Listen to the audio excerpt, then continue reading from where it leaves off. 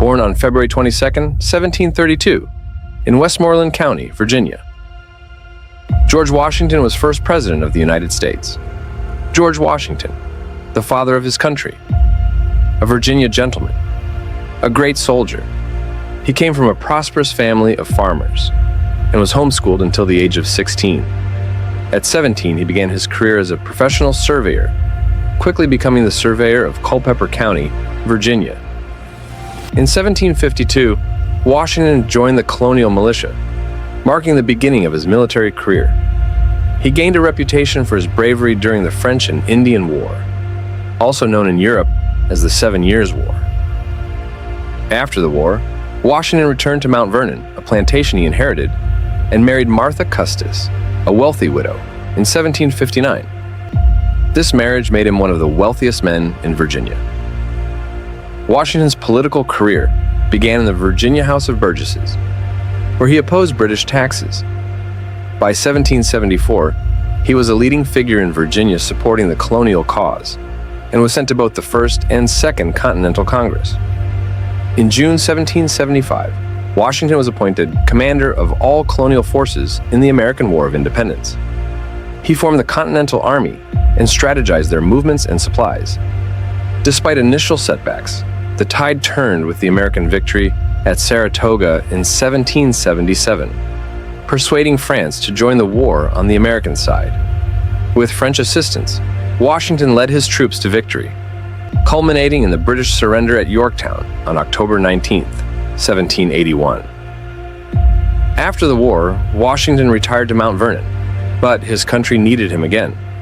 In 1787, he was elected president of the Constitutional Convention and played a crucial role in the adoption of the new Constitution.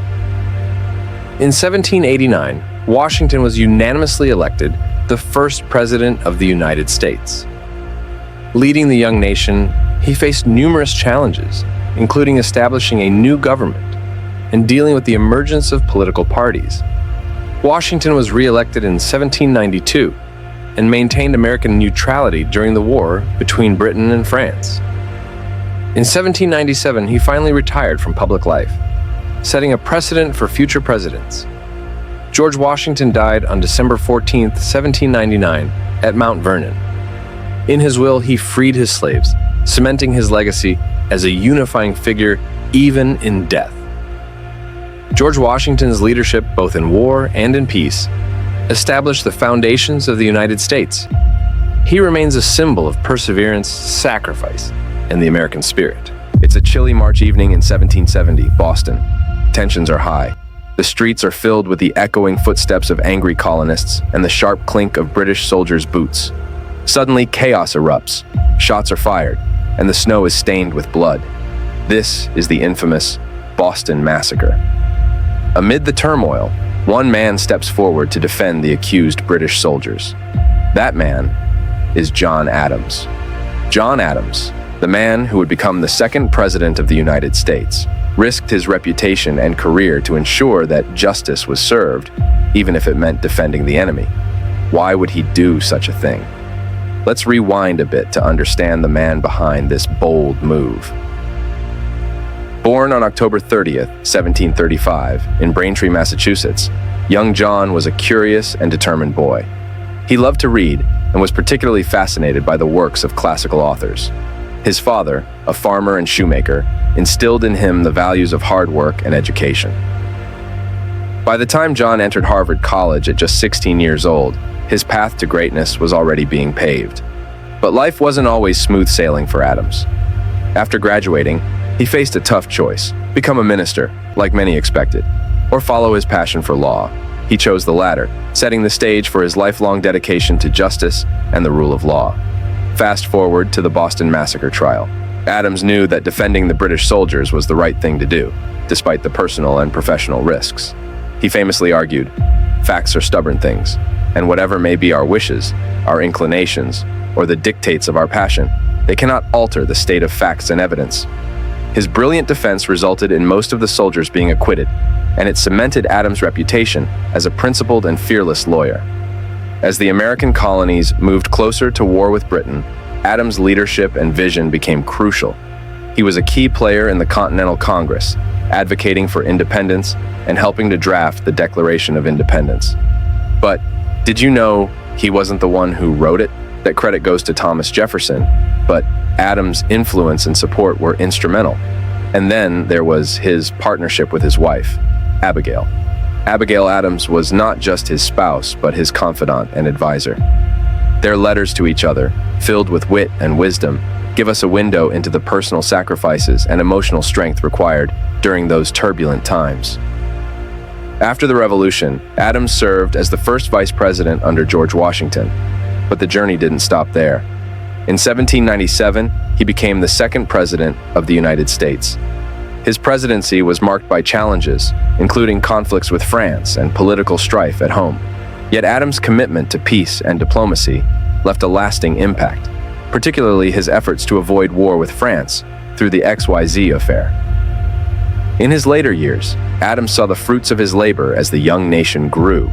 He lived long enough to witness his son, John Quincy Adams, become the sixth president of the United States. John Adams passed away on July 4, 1826, the same day as Thomas Jefferson, marking a poignant end to the life of a man who had given so much to his country. John Adams' story is one of courage, principle, and an unwavering dedication to justice and the American ideal. His legacy lives on in the very fabric of the United States. So next time you think of the Founding Fathers, remember the incredible journey of John Adams. Thomas Jefferson might just be the most important figure of the American Revolution.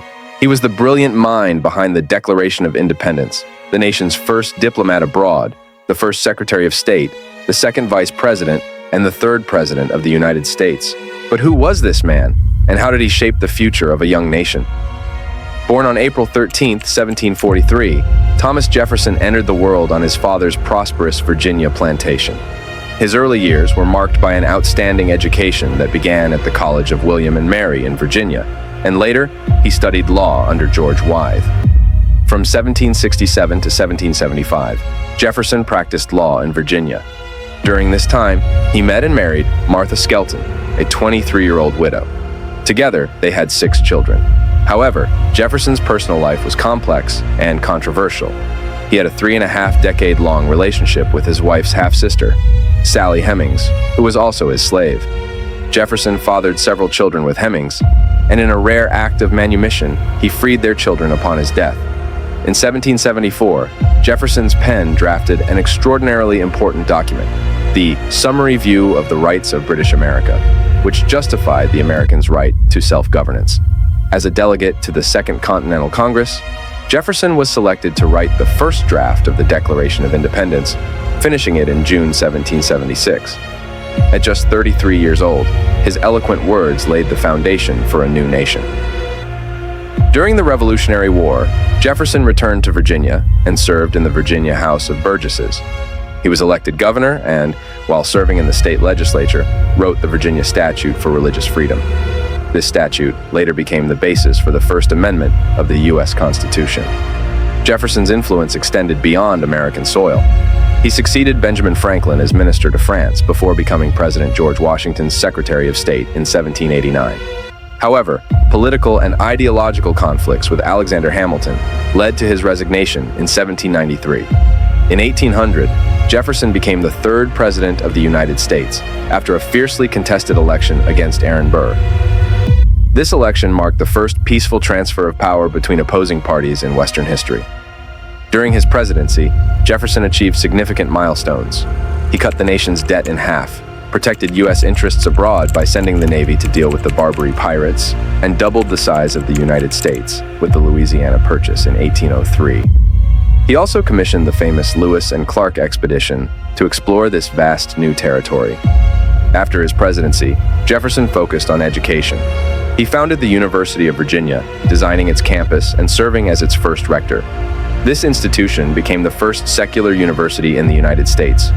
Thomas Jefferson passed away on July 4, 1826, the 50th anniversary of the Declaration of Independence, and on the same day as his friend and fellow founding father, John Adams.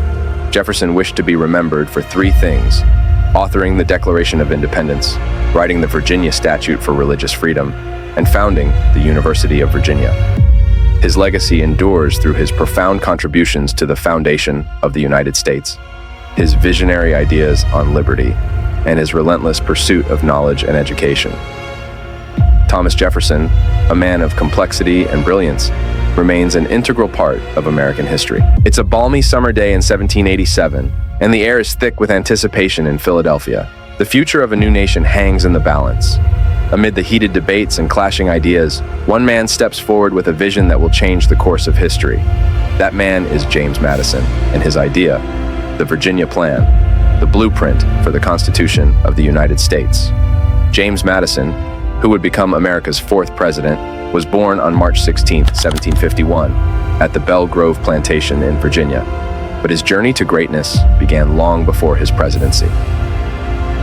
Let's rewind to his early years to understand the making of this remarkable leader. Young James Madison was a studious and inquisitive boy. His thirst for knowledge led him to Princeton University, where he immersed himself in the study of history, law, and government. By 1780, at just 29 years old, Madison became the youngest member of the Continental Congress, setting the stage for his pivotal role in the founding of the nation. In 1787, Madison was instrumental in organizing the Constitutional Convention in Philadelphia. It was here that he presented the Virginia Plan, proposing a bicameral legislature with representation based on population in the House of Representatives and equal representation for states in the Senate. But Madison didn't stop there. He introduced the revolutionary concept of checks and balances, ensuring that no single branch of government would hold too much power. After the convention, Madison, along with Alexander Hamilton and John Jay, penned the Federalist Papers. These essays were crucial in convincing the states to ratify the new Constitution, laying the foundation for a strong national government. As a member of the House of Representatives in 1789, Madison championed transparency and accountability in government. He introduced the Bill of Rights, a series of amendments that guaranteed fundamental freedoms and rights, shaping the very core of American democracy. During his time in Congress, Madison met and married the vivacious Dolly Payne Todd.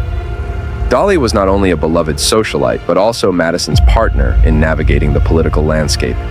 Her charm and grace made her an iconic First Lady. In 1801, Madison returned to politics as Secretary of State under his close friend, Thomas Jefferson. One of his greatest challenges in this role was addressing the British impressment of American sailors, which eventually led to the Embargo Act of 1807. Madison's diplomatic efforts set the stage for his presidency. Elected as the fourth president of the United States in 1808, Madison's leadership was tested during the War of 1812. Despite the British invasion and the burning of Washington, D.C., Madison's resilience and determination helped guide the nation through one of its darkest hours. The Treaty of Ghent in 1815 marked the end of the war, and Madison's presidency concluded with the country on the path to prosperity. After leaving office, Madison retired to his Virginia estate, Montpelier. Yet, his influence continued to resonate through the principles he helped establish: checks and balances, judicial review, and the Bill of Rights. James Madison passed away on June 28, 1836, leaving behind a legacy that remains integral to American governance. James Madison's story is one of intellect, perseverance, and a profound commitment to the ideals of democracy. His contributions laid the groundwork for the freedoms we cherish today. When America was still finding its place in the world and Europe was eager to interfere, one man stood up and said, "Not on my watch." This is the story of James Monroe, the last founding father to become president of the United States. Born in 1758, he dropped out of college to fight in the American Revolution. At the Battle of Trenton, Monroe was severely wounded, but demonstrated his commitment and bravery. Later, he studied law under Thomas Jefferson, furthering his political and legal knowledge. He negotiated with France to buy the Louisiana Purchase for Jefferson and served as Secretary of State for James Madison. By 1816, he was super qualified to be president. His presidency became known as the era of good feelings because America was feeling great. The War of 1812 was over, and everyone was feeling patriotic. Also, the Federalist Party collapsed, and Monroe and his Democratic-Republican Party buddies had only each other to argue with. Monroe was instrumental in expanding the nation's infrastructure. He advocated for the construction of roads and canals to improve transportation and commerce, believing that a strong infrastructure was key to the country's economic development. He also focused on military defense, fortifying coastal defenses to protect the nation from future threats. In 1823, Monroe made a daring declaration: "Europe, stay out of the Americas." This policy, known as the Monroe Doctrine, warned European powers against colonizing or interfering in the Western Hemisphere. In return, Monroe promised that the United States would stay out of European affairs. This doctrine became a cornerstone of American foreign policy and asserted the nation's growing confidence on the global stage. But Monroe's influence didn't stop there. He tackled one of the nation's most divisive issues: slavery. In 1820, he signed the Missouri Compromise, which restricted the expansion of slavery to the south of a specific line, attempting to maintain a delicate balance between free and slave states. This compromise was a temporary solution that highlighted the growing sectional tensions that would eventually lead to the Civil War.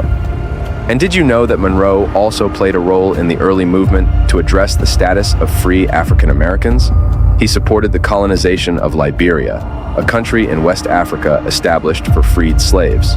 Its capital, Monrovia, was named in his honor. This initiative was controversial, reflecting the complex attitudes towards race and freedom in America at the time. Monroe's achievements also included the acquisition of Florida from Spain in 1819 through the Adams-Onis Treaty. This expanded the United States territory and secured control over a region that had been a source of conflict. So, there you have it, James Monroe, a founding father who left an indelible mark on America's foreign policy. Its internal struggles with slavery, its infrastructure development, and even on the African continent. What if I told you that one of America's most misunderstood presidents lived a life more exciting and influential than most could imagine? This is the story of John Quincy Adams, the 6th President of the United States, who failed in office but left an indelible mark on history. John Quincy Adams was a career diplomat, U.S. Senator, and Secretary of State before becoming the 6th President of the United States. He was the son of the 2nd President and founding father, John Adams. We might say John Quincy Adams was one of the best prepared people to be president in U.S. history. John Quincy Adams started his political career early. Born on July 11, 1767, in Braintree, Massachusetts, he accompanied his father to France at the age of 10 to secure aid for the American Revolutionary War. By 14, he was in Russia, assisting American diplomat Francis Dana as an interpreter, speaking Italian, French, Russian, English, Latin, and German. After the war, John Quincy returned to America, entered Harvard College, earned a master's degree, and began practicing law by 1790. His career took a significant turn in 1794 when President George Washington appointed him as the U.S. Minister to the Netherlands. On his way, he met and married Louisa Catherine Johnson. John Quincy Adams developed his foreign policy expertise through numerous ministerial positions in Portugal, Russia, and England. He also served in the U.S. Senate and as Secretary of State under President James Monroe. Notably, he negotiated the purchase of Florida from Spain and authored the Monroe Doctrine in 1823, a game-changing policy that resisted European intervention in the Western Hemisphere. In the contentious 1824 presidential election, no candidate won a majority of the electoral votes, leaving the decision to the House of Representatives. Adams won, despite Andrew Jackson receiving more popular and electoral votes. This led to fierce opposition in Congress, obstructing many of Adams's initiatives. Defeated in his bid for a second term, Adams did something no other president has done. He ran for a seat in the House of Representatives and won. From 1830 until his death in 1848, he was a vocal advocate for change and abolitionist causes. He's perhaps best remembered for his role in the Amistad case, where he successfully argued for the freedom of enslaved men before the Supreme Court. John Quincy Adams likely wanted to be remembered for two things: founding the Smithsonian Institution and his unwavering opposition to slavery. He passed away on February 23, 1848, after collapsing on the House floor. John Quincy Adams's life was marked by profound contributions before, during, and after his presidency. Though often seen as a failed president, his legacy as a diplomat, abolitionist, and advocate for science and education endures. Do a lot of people see Jackson on our currency and assume he was a great president? He was influential, but that doesn't necessarily mean he was great. Andrew Jackson, the 7th President of the United States, served from 1829 to 1837. He is often seen as a symbol of the common man and was the first self-made man and the first president who wasn't born in Massachusetts or Virginia to be elected. Born in 1767, Jackson started as a lawyer and became Tennessee's first representative to the U.S. Congress. In 1814, he was appointed Major General of American Forces and became a national hero after his victory over the British in the Battle of New Orleans. This battle was significant because it marked the first major American victory over a European power without any European allies. In 1828, Jackson's inauguration was a massive celebration for the people, drawing crowds from miles away. His presidency, however, was marked by significant controversies. Up until Jackson, many presidents said that the legislature represented the people. And what Jackson said was, "No, you've got it all wrong. The president is the only person who represents all of the people. It's only the president that is elected by the people at large. And for that reason, I can be more powerful than the presidency had been up to this point." And so Jackson transformed the way we envision the president and his authority. He was a very strong leader who marched out and did what he thought he should do and didn't even think twice about it very often. He was a general who was applying this command and follow structure to American democracy. And while that worked in some respects because he had the support of a wide swath of Americans behind him, constitutionally, it was a challenge. Many of the things he did tore down institutions that were essential to American government and also disenfranchised individuals and groups in ways that today we see as betrayals of American values. He had some policies during his presidency that were just ugly, that were murderous. One major low point was his destruction of the National Bank, which led to a nationwide depression. Additionally, he forcibly relocated most Native American tribes to the West, a policy now seen as brutal and inhumane. Jackson's practical solution for the Indian problem was to either have them adopt white ways and become farmers, or move west to maintain their culture. Jackson's presidency was also challenged by South Carolina's threat to secede over high tariffs. Jackson responded by threatening to send 50,000 troops to enforce the Constitution, ultimately causing South Carolina to back down and saving the Union. Jackson was a contradiction. He was authoritarian in his leadership, but also spurred greater democratic participation among Americans. His policies and actions remain subjects of intense debate, making his legacy both influential and controversial. So, was Andrew Jackson a great president, or merely an influential one? His story is a reminder that influence and greatness are not always the same. Did you know that Martin Van Buren, the 8th President of the United States, played a crucial role in shaping the modern Democratic Party and America's two-party political system? Let's dive into the life and presidency of this often overlooked yet influential leader. Martin Van Buren served as president from 1837 to 1841. Known as the Little Magician, he was a skilled politician who helped form the Democratic Party and supported Andrew Jackson. Despite his achievements, his presidency was marred by economic troubles and divisive issues. Let's explore the key events of his presidency and his lasting impact on American politics. Van Buren's journey began in Kinderhook, New York. Born on December 5, 1782, to a farmer and tavern owner, he grew up speaking Dutch. Working in his father's tavern exposed him to American politics, and by 14, he was an apprentice lawyer. His early career saw him join Thomas Jefferson's Democratic-Republican Party, unifying its factions and rising to become a prominent New York politician. By the early 1820s, Van Buren created a political machine known as the Albany Regency, which controlled nominations and maintained party discipline. His efforts led to his election to the U.S. Senate in 1821.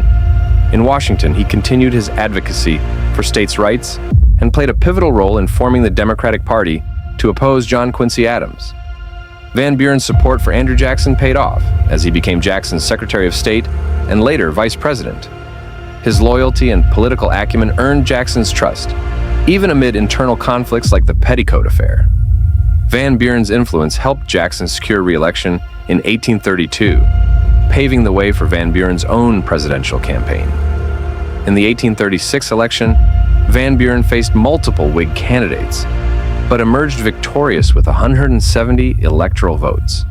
His victory marked the first time a U.S. citizen by birth became president. However, his presidency quickly faced challenges. Just 2 months into office, the Panic of 1837 struck. Bank failures, unemployment, and a 5-year depression followed. Van Buren's adherence to limited government meant no bailouts for banks, which hurt his popularity. Despite this, he established the independent treasury to stabilize the economy. Van Buren faced another significant issue: the annexation of Texas. Though Texas won its independence from Mexico in 1836, Van Buren opposed its annexation due to the slavery debate and potential sectional tensions. This decision, while principled, was unpopular with many Americans. Continuing Jackson's policies, Van Buren enforced the removal of Native Americans from their homelands. The tragic Trail of Tears saw thousands of Cherokees forced westward, with many perishing along the way.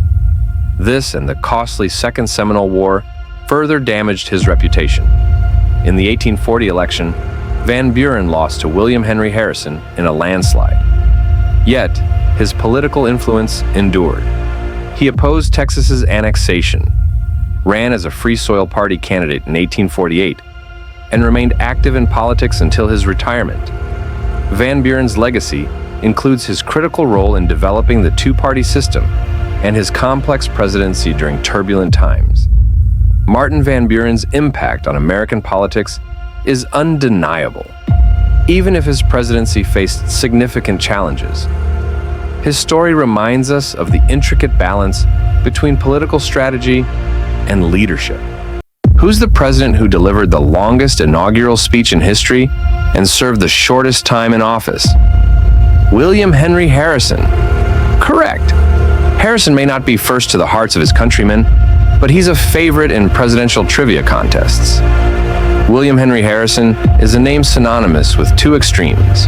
He was the president with the longest inaugural speech and the shortest term in office. His story is a fascinating mix of triumph, tragedy, and trivia. Harrison's road to the White House is legendary. The campaign of 1840 was modern for its time, and in many ways, even more modern than today's campaigns. There were songs, slogans, and plenty of spin. Harrison's campaign was the first to have a catchy slogan, Tippecanoe and Tyler too. Harrison, an Army general, was nicknamed the hero of Tippecanoe after an Indian battle. However, his victories often involved overwhelming numbers against the enemy. Despite the technicalities of his military success, his image as a war hero was a significant asset. Harrison was likable and had no strong political beliefs, making him a perfect candidate for the newly formed Whigs. Plus, he looked the part, tall, thin, with great posture, and a Romanesque nose. His appearance alone gave him a presidential aura that resonated with the public. Ironically, it was an anti-Harrison editorial that propelled him to the White House. The editorial mocked him as a crotchety old soldier drinking hard cider in a log cabin. In a brilliant act of political jujitsu, Harrison's campaign embraced this caricature. Replica cabins, stocked with hard cider, appeared at campaign stops everywhere. Meanwhile, his opponent, Martin Van Buren, was portrayed as a rich, out-of-touch elitist. The contrast was stark, and the image of Van Buren as an affluent aristocrat stuck with the voters. Ironically, Harrison himself was born on a plantation in Virginia, far from the log cabin image his campaign projected. This tactic of creating a relatable image for the voters is something we still see today. Aristocrats running for public office often try to seem like one of the people. The public bought the image, and 80% of eligible voters turned out, a record to this day. The enthusiasm and engagement during the 1840 election were unprecedented, showcasing the power of effective campaigning. At 68 years old, Harrison was sworn in on a rainy day. Determined to prove his vigor, he delivered a 2-hour inaugural speech without an overcoat. His desire to appear robust and energetic was clear, but it came at a high cost. The cold and rain took their toll on Harrison's health. Tragically, Harrison died just 31 days later, a great lesson in the importance of an umbrella, a hat, and brevity in speeches. His death serves as a poignant reminder of the unforeseen consequences of pushing oneself too hard for the sake of appearances. William Henry Harrison's story is a fascinating chapter in American history, filled with lessons we can still learn from today. From the power of image-making in political campaigns to the importance of taking care of one's health, Harrison's brief tenure offers enduring insights. And there you have it, folks. The president with the longest speech and the shortest term. A reminder that sometimes history is stranger than fiction. Tippecanoe and Tyler too was the battle cry that swept William Henry Harrison to victory in the 1840 presidential election, defeating incumbent Martin Van Buren. But the story takes a dramatic turn after Harrison's untimely death, when Vice President John Tyler became the 10th President of the United States, merely a month into Harrison's term. John Tyler, derisively nicknamed His Accidency, was the first vice president to ascend to the presidency due to the death of his predecessor. Harrison's cabinet initially thought Tyler should merely act as a caretaker president, following Harrison's agenda. However, Tyler had his own vision and was determined to implement it, even if it meant clashing with his own party. One of Tyler's first significant challenges was the resurrection of the Bank of the United States. Though Congress passed the bill in 1841, Tyler, a staunch advocate for states' rights, vetoed it twice, believing that a national bank was unconstitutional. This move infuriated the Whigs, who saw his veto as a betrayal. As a result, Tyler was expelled from the Whig Party, leading to calls for his impeachment. Despite the turmoil, Tyler stood his ground, prioritizing his principles over party loyalty. Tyler's presidency also featured the contentious issue of Texas annexation. Despite Texas declaring independence from Mexico 5 years prior, its statehood was hotly debated, especially since it was a slave-owning territory. Tyler saw Texas as a valuable addition to the Union and a potential boost to his political fortunes. However, his initial treaty to annex Texas failed in the Senate. Undeterred, Tyler introduced a joint resolution that required a simple majority in both houses of Congress. With the support of incoming President James Polk and the Democrats, the resolution passed and Texas joined the Union. Tyler's foreign policy achievements included the end of the Second Seminole War in 1842, a costly and prolonged conflict with Native Americans in Florida. This victory paved the way for Florida's admission to the Union. Additionally, the Webster-Ashburton Treaty of 1842, which Tyler negotiated, peacefully resolved border disputes between the United States and British-controlled Canada, easing tensions and opening the Great Lakes for commerce. Throughout his presidency, Tyler's relationship with the Whig Party deteriorated. He eventually aligned himself with Southern interests and even ran as a third-party candidate in the 1844 presidential election. Though he dropped out to support James Polk against Whig candidate Henry Clay, his post-presidential years saw him representing the Confederacy during the Secession crisis. Tyler's presidency was marked by significant achievements and deep political rifts. Despite the challenges, his assertive approach to governance and steadfast commitment to his principles left an indelible mark on American history. Want to dive deeper into history and learn more about influential figures like Martin Van Buren? Check out our list of Who Was He?